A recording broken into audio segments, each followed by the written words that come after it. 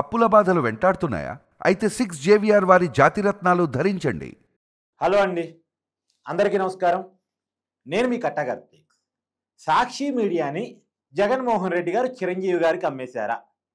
చాలా మందిలో వస్తున్న సందేహం ఇది. ఎందుకంటే మొన్న బాలకృష్ణ గారు అసెంబ్లీలో మాట్లాడుతూ జగన్మోహన్ రెడ్డి గారి పేరు చెప్పకుండా సైకో అన్నారు. మామూలుగా వైసీపీ వాళ్ళకి ఆ మాట మీద కోపం రావాలి, వైసీపీ మీడియా దాన్ని హైలైట్ చేయాలి. కానీ అది పక్కకు పోయింది. మమ్మల్ని నిన్ననే తిట్టుకొని అనుకున్నారో ఏమో, తిట్టు మేము తిడతాం, ఇలాంటి తిట్ట మేము తిట్టబడితే మాకు వచ్చింది పెద్ద తిట్ట అనుకున్నారో ఏమో నాకు తెలియదు. కానీ చిరంజీవి గారిని బాలకృష్ణ గారు ఎవడు అన్నారంటూ పెద్ద ఎత్తున వార్తా కథనాలు ప్రచురించారు. Main paper, main edition, main శీర్షికలో ఆ వార్త రాశారు. నిజానికి బాలకృష్ణ గారు చిరంజీవి గారు అంటే గారు అనేటువంటి పదాన్ని ఉచ్చరిస్తూ మాట్లాడిన మాట అందరూ రాష్ట్రం మొత్తం చూసింది. ఎందుకు చిరంజీవి గారిని తిట్టినట్టు ప్రొజెక్ట్ చేస్తున్నారు అంటే, కమ్మ కాపులు విడిపోవాలి, జనసేన టీడీపీ విడిపోవాలి, ఇద్దరు కొట్టుకోవాలి, వీళ్ళు కలిసి ఉన్నంత కాలం తన చేతికి అధికారం రాదేమనేటువంటి ఒక భయమేనా అని సోషల్ మీడియాలో జరుగుతున్నటువంటి చర్చ. దీని మీద వాస్తవాన్ని మాట్లాడుకునేటువంటి ప్రయత్నం చేద్దాం. నాతో ఉన్నారు ప్రముఖ సామాజిక రాజకీయ విశ్లేషకులు అంకర్రావు గారు. సార్ నమస్కారం. సార్, మన పెద్దవాళ్ళు గుంటక నక్క అంటారు. ఎవరైనా అన్నదమ్ములు కొట్టుకుంటే, లేదు భార్యాభర్తలు కొట్టుకుంటే వాళ్ళు ఇంకా కొట్టుకోవాలి, విడిపోవాలి అని చెప్పేసి ఆనందపడే వాళ్ళ ఆలోచన ధోరణి గుంటక నక్క అంటారు. ఇప్పుడు ఆంధ్రప్రదేశ్ రాజకీయాల్లో కూడా అది ఎక్కువైందా అంటే ఇంకొక పర్యాయ పదం కూడా ఉంది. సింహం కానీ పులి కానీ వేటాడి ఆహారాన్ని సంపాదించుకుంటాయి, నక్కేటు వాటి మీద పోరాడలేదు. కాబట్టి సింహం పులి ఆహారం తినంగా మిగిలేసి వదిలితే గోతికాడ నక్కలా కాసుకొని ఆహారం తీసుకెళ్లేదని నక్క అంటారు. అందుకే నక్క జిత్తులు అని అంటారు. ఇప్పుడు ఇక్కడ జగన్మోహన్ రెడ్డి గారిని సైకో అన్నా లేకపోతే ఇంకోటి అన్నా వాళ్ళు నిజంగానే దాని గురించి హడావుడి చేయాలి. కానీ ఈరోజు జగన్మోహన్ రెడ్డి గారిని ఏదన్నా అంటే జనం పట్టించుకోరు.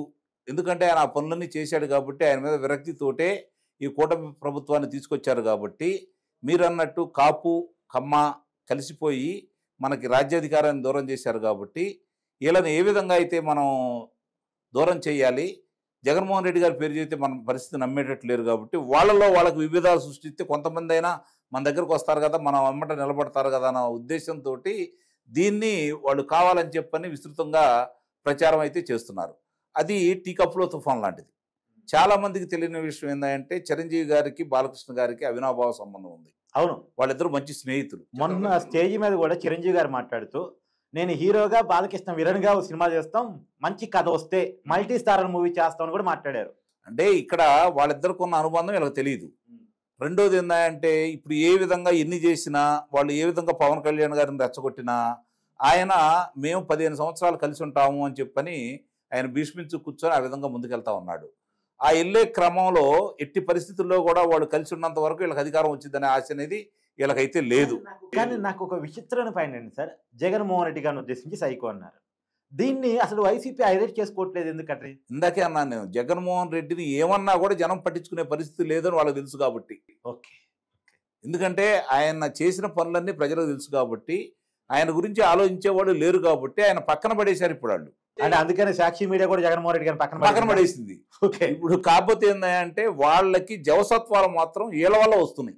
ఓకే, కూటమి నేతలు చేసి చిన్న చిన్న పొరపాట్ల వల్ల వాళ్ళకి జవసత్వాలు ఏర్పడుతున్నాయి తప్ప వాళ్ళకై వాళ్ళు ప్రజల్లో మన్ననలు పొందే విధంగానో మళ్ళీ వాళ్ళకి ఆదరణ వచ్చే విధంగానో వాళ్ళు ఏమీ చేయట్లేదు అనేది వాస్తవం.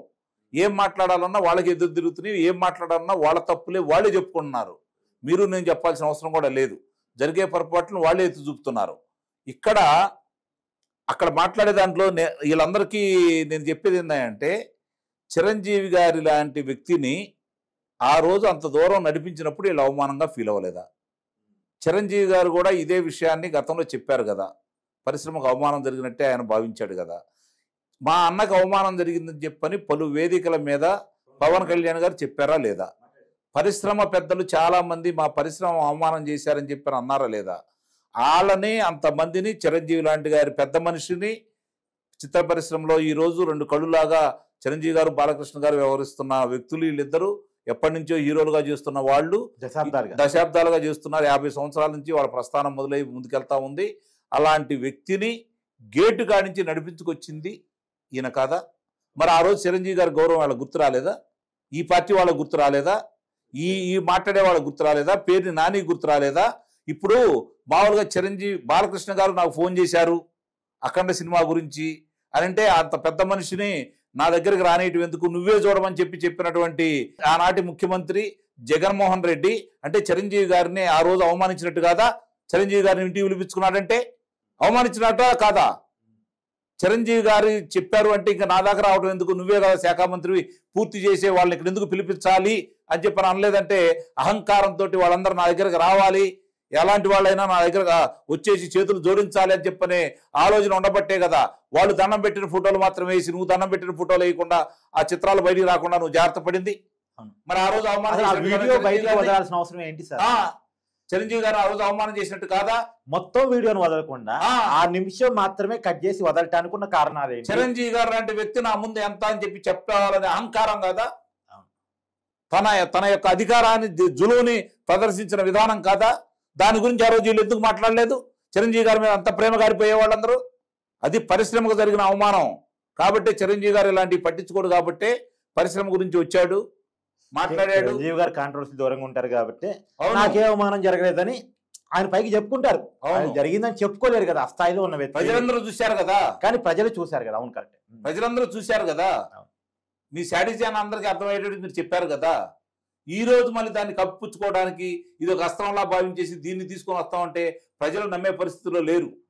నిస్సందేహంగా ఈ రోజు యువతకు క్షుణ్ణంగా తెలుసు. ఏదో నా వయసులో గుర్తుంది సార్, పవన్ కళ్యాణ్ సినిమాకి కనీసం ₹5 టికెట్ పెట్టారు. భీమ్లా నాయక్ కాకుండా పైపెచ్చు ఎంఆర్ఓలను కాపలా పెట్టారు, పోలీసులను కాపలా పెట్టారు. ఎంఆర్ఓలను కాపలా పెట్టారు, అక్కడ పోలీసు వాళ్ళని కాపలా పెట్టారు థియేటర్ల దగ్గర. ఒకటి చేసి ఒకటి చేయలేదా వీళ్ళు? ఈ రోజు ఇంత చేసి వీళ్ళు మాట్లాడుతూ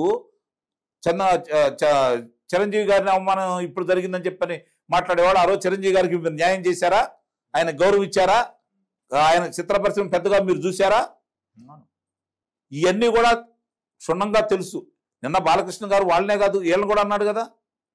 కందులు దుర్గేష్ గారిని కూడా అడిగారు కదా, నా పేరు ఏ స్థానంలో పెట్టారు ఏంటని. ఇవన్నీ అది వాడుతూ వాడు అనే పదాన్ని గబిక్కిన దీన్ని మాట్లాడేసి అది వాడదామని చెప్పి దీన్ని వాడేసి తలిగి దాని గురించి పెద్ద రాదంతం చేసి పారేస్తున్నారు. ఎవడు అన్నాడు అండి? కాదు, అది కూడా సహజమైన భాషలో అన్నాడు చిరంజీవి గారి ఉద్దేశం. కానీ వేదిక అది కాదు అలా అంటాం. నేను ఇప్పుడు ఖచ్చితంగా కాదు. చంద్రబాబు నాయుడు గారు స్పందించలా, తర్వాత లోకేష్ గారు స్పందించలా, పవన్ కళ్యాణ్ గారు స్పందించలా, అలాగే నాగబాబు గారు స్పందించలా. మరి వీళ్ళకేంటి వీళ్ళు? ఒకవేళ నిజంగా మీరు అభిమానులని చెప్పుకుందాం, మామూలుగా అయితే నాగబాబు గారు స్పందించాలి. చిరంజీవి గారికి మీరు అభిమానులని చెప్పుకుందాం. మరి ఆ రోజు గుర్తు రాలేదు అయ్యన్ని? అంటే ఇక్కడ డౌట్ ఉంది సార్, ఇక్కడ స్పందిస్తుందంటే చిరంజీవి గారి అభిమానులా, వైసీపీ కార్యకర్తలు చిరంజీవి గారి అభిమానులు ముసుకేసుకొని, కొంతమంది బాలకృష్ణ గారి అభిమానులు ముసుకేసుకొని వీళ్ళ కొట్టుకుంటూ బయటకు అట్లా ప్రొజెక్ట్ ఇస్తున్నారా? వాళ్ళు ఏ విధంగా ఇప్పుడు చూసాం కదా నిన్న సోషల్ మీడియాలో వాళ్ళ మనుషులు దీన్ని రచ్చ చేయటం కోసం తీస్తే ఈరోజు అదుపులో తీసుకున్నారు కదా. ఇవన్నీ కళ్ళ ముందు కనపడతానే ఉన్నాయి కదా. అంటే వాళ్ళు వీళ్ళిద్దరిని విడగొట్టాలని, మళ్ళీ కమ్మ కాపుల మధ్య వైషమ్యాలు రెచ్చగొట్టేసి పబ్బం గడుకోవాలని. అది సాధ్యమేనా సార్? ఇది ఎట్టి పరిస్థితిలో కూడా సాధ్యం కాదు. అందుకే పవన్ కళ్యాణ్ గారు చిన్న వాళ్ళు ఎవరన్నా ఆవేశపడతారేమో అని చెప్పని పదే చెబుతున్నారు. 15 సంవత్సరాలు మేము కలిసి ఉంటాం.